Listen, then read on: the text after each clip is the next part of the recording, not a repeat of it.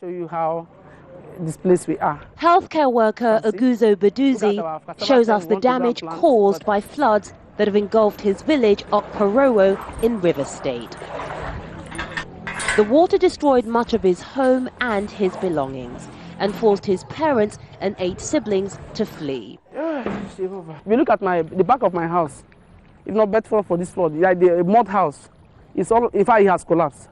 So when people come back to their home, it is difficult. The people in this region are no strangers to rain, but this has been the heaviest rainfall in 40 years. Many blame the federal government for their suffering.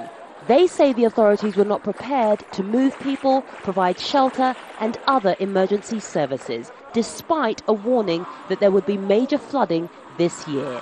And what makes them more angry, they say, is that this is the oil-producing part of the country, which makes up 95% of Nigeria's economy. So they feel they should have priority.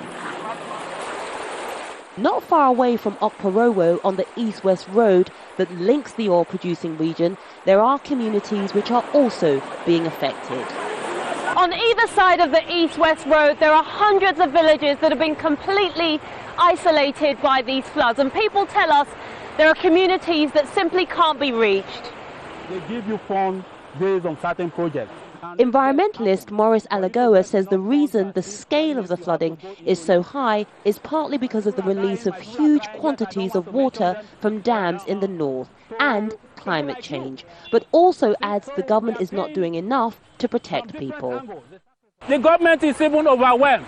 We ought to see the military here, putting their expertise, controlling traffic, directing people, reassuring them, for us to see them and say, yes, this is Nigeria working. But as of now, nothing. Be patient. The government has set up camps for the hundreds of thousands of people who have been displaced in the region. It's also providing shelter, food and medical care until the water recedes. But there is evidence that there's still more rain to come, which could make the flooding worse and displace even more people. Yvonne Ndege, Al Jazeera, River State, Nigeria.